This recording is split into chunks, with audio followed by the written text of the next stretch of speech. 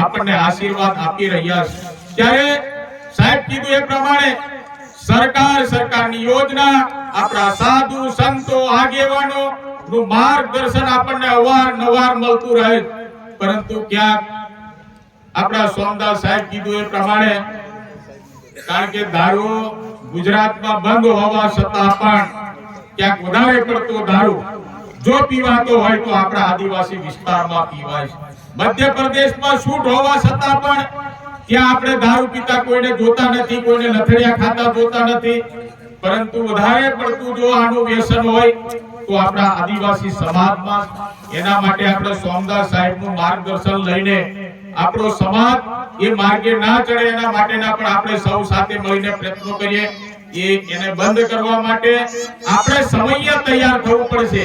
અહીંયા કોઈ જગ્યાએ દારૂ વેચાતો હોય તો આપણે દારૂ ના પીએ તો દારૂ વેચવા વાળો ઓટોમેટિક બંધ કરી દેવાનો। સાહેબ કીધું એ પ્રમાણે આખા વિસ્તારની અંદર આપણે બધા સૌ જાણીએ કે વિધવા બહેનોની સંખ્યા ખૂબ થઈ ગઈ છે, આપણા નવયુવાનો મરી રહ્યા છે। ત્યારે એની ખૂબ આપણે મોટી ચિંતા કરીને એ વ્યસનને પણ આપણે બંધ કરીએ, એનાથી દૂર રહીએ અને સમાજને સમૃદ્ધ બનાવવા માટે આપણે સૌ બધા સાથે મળીને પ્રયત્ન કરીએ।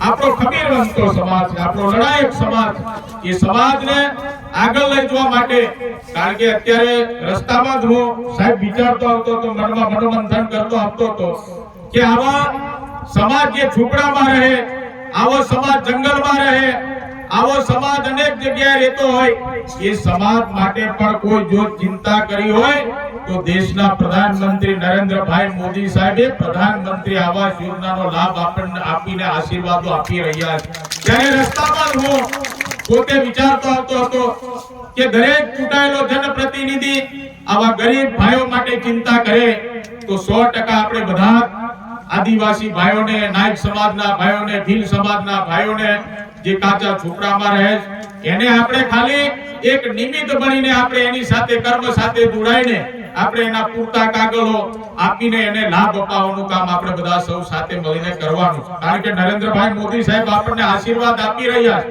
પરંતુ એ સાથે ભાવના સાથે આપણે ના જોડાઈએ તો એ લાભ એમને મળવાનો નથી। નર્મદા નદીનું પાણી અહીંયા નજીકમાં જ આપણને, પરંતુ નર્મદા નદી આપણા ઘરે આવી ઓટોમેટિક આવે નહીં। એ નર્મદાનું પાણી આપણા ઘરે લાવવા માટે આપણે પ્રયત્નો આદરવા પડે। નર્મદા નદીના કાંઠે આપણે મશીન મૂકવું પડે અથવા પાઇપલાઇન થી લાવવું પડે। આ બધા પ્રયત્નો આપણે બધા સાથે મળીને કરવું જોઈએ। સોમદાસ સાહેબ કીધું એ પ્રમાણે આપણે સમાજને સુધારવા માટે નાયક સમાજના આગેવાનો જે બંધારણ ઘડ્યું હશે એ બંધારણને આપણે અનુસરીને આપણો સમાજ સમૃદ્ધ બને, આગળ વધે, આપણા ઘર પણ સમૃદ્ધ બને, આપણે બધા આગળ વધી જે ભક્તિ ભાવ તરફ આપણે આગળ વધીને આપણો સમાજ આગળ વધે એવા આપણે પ્રયત્નો કરવાના।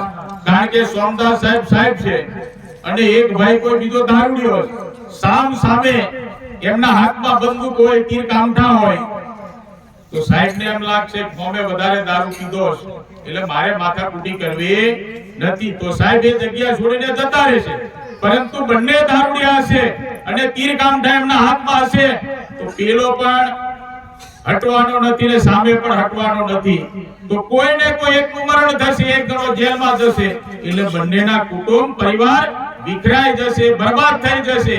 એટલા માટે મારે સૌને વિનંતી જે પ્રકારે વિસ્તારમાં પણ ધર્મ માટે અપ્રચાર ચાલી રહ્યો છે, સાધુ સંતો માટે અપ્રચાર કરી રહ્યા છે, એવા અપ્રચાર કરનારા મારા નવયુવાનો આગેવાનોને મારી ખાસ વિનંતી આપણે આદિ અનાદિ કાળથી જંગલમાં રહીએ છીએ, આદિ અનાદિ કાળથી આપણે અંગ્રેજો સામે પણ લડ્યા, સોમનાથ મહાદેવના મંદિર માટે પણ આપણા વેગડા ભીલ કાલિયા ભીલે ખૂબ લડાઈ કરીને સોમનાથ જેવા મંદિરને, મહાદેવના દેવ એવા મંદિરને પણ બચાવવાનું કામ આપણા આદિવાસી ભાઈઓએ કર્યું હતું।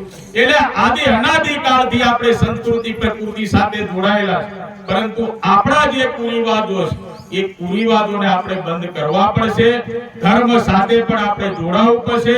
ધર્મ સાથે જોડાઈશું ત્યારે જ આપણને સંસ્કારો મળવાના છે અને જ્યારે સંસ્કારો આપણને મળશે ત્યારે જ આપણા ઘરની પ્રગતિ, સમાજની પ્રગતિ થવાની છે। એટલા માટે મારી સૌની વિનંતી કે સોમદાસ સાહેબને તમે દરેક ગામડે લઈ જાઓ, દરેક ગામડે ભજન સત્સંગના કાર્યક્રમમાં પણ મારી 138 વિધાનસભા ક્ષેત્રમાં આવતા હશે, પરંતુ હું સૌ આગેવાનોને વિનંતી કરું છું એમને દરેક ભજન સત્સંગના કાર્યક્રમમાં ઉપસ્થિત રાખીને એમનું માર્ગદર્શન લઈને આપણું પોતાનું ઘર, આપણું પોતાનું વ્યક્તિત્વ, આપણું ચારિત્ર્ય, આપણા સંસ્કાર આગળ વધે એ માટે એમનું પણ આપણે માર્ગદર્શન લેવું જોઈએ અને સતત એમનો પ્રવાસ આપણા વિસ્તારમાં થતો રહેવો જોઈએ એવી હું આ વિસ્તારના આગેવાનો પાસે આશા અને અપેક્ષા રાખું છું. સાથે સાથે તમારું આ ગામ વિસ્તારના આગેવાનો જે સમાજનું જે ઘડતર કર્યું હશે, જે પ્રમાણે તમે નિયમો લાગુ કર્યા હશે,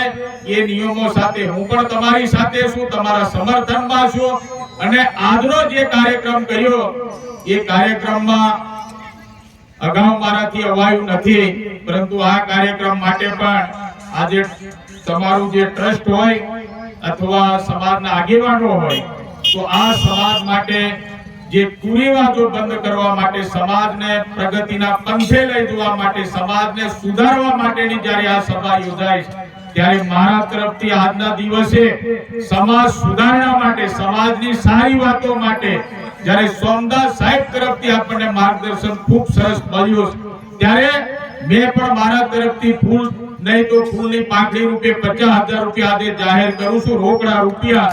અને આ પ્રશ્ને હું જમા કરાવીને બીજા પણ તમે સમાજમાં આવા કાર્યક્રમો ચાલુ રાખો અને આપણો સમાજ આગળ વધે એવી સૌ આગેવાનો પાસે આશા અને અપેક્ષા રાખીને મારી વાણીને વિરામ આપું. બોલો ભારત માતા કી જય, બોલો ભારત માતા કી જય, જોયા પરમેશ્વર કી જય, શ્રી નાયક કી જય, બોલો ભારત માતા કી જય. બહુ સરસ. આપણે